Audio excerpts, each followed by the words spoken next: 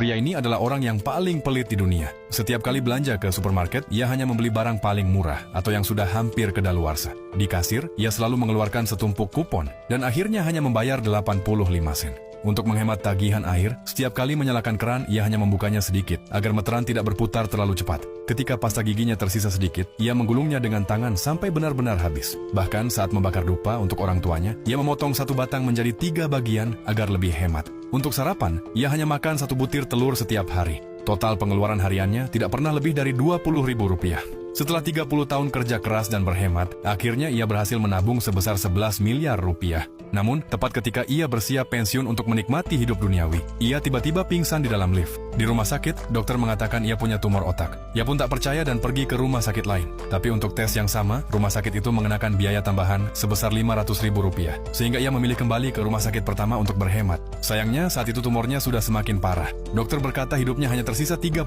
hari. Dengan hati hancur, ia pergi ke makam orang tuanya, menangis, dan menceritakan semua penderitaannya. Setelah itu, ia menarik semua tabungannya dari bank, lalu menghubungi sahabat-sahabatnya. Mereka memesan hotel mewah, makan makanan mahal yang belum pernah mereka coba sebelumnya, menyewa mobil sport dengan harga 16 juta rupiah per hari. Bahkan membeli troli penuh koin hanya untuk bermain game. Mereka juga membeli ratusan botol minuman keras, dan ketika tak sanggup menghabiskannya, mereka memberikannya kepada para pelayan. Pria itu bahkan pergi ke pemakaman untuk memilih tempat kuburan terbesar untuk dirinya sendiri, serta membeli uang kertas palsu senilai 1,6 miliar rupiah untuk dibakar. Sebelum ajal menjemput, ia juga memesan riasan jenazah profesional supaya semuanya sudah siap. Namun, di hari terakhir hidupnya, ia pulang ke rumah dan tanpa sengaja memakan sosis yang sudah kedaluarsa. Tak lama kemudian, ia jatuh pingsan. Teman-temannya mengira ajalnya sudah dekat dan segera membawanya ke rumah sakit. Saat sadar, dokter mengatakan ada kesalahan hasil pemeriksaan. Ternyata, ia sama sekali tidak punya tumor otak. Ia hanya keracunan makanan karena sering memakan makanan basi. Mendengar hal itu, ia pun menangis. Semua tabungan seumur hidupnya sudah habis dalam hitungan hari.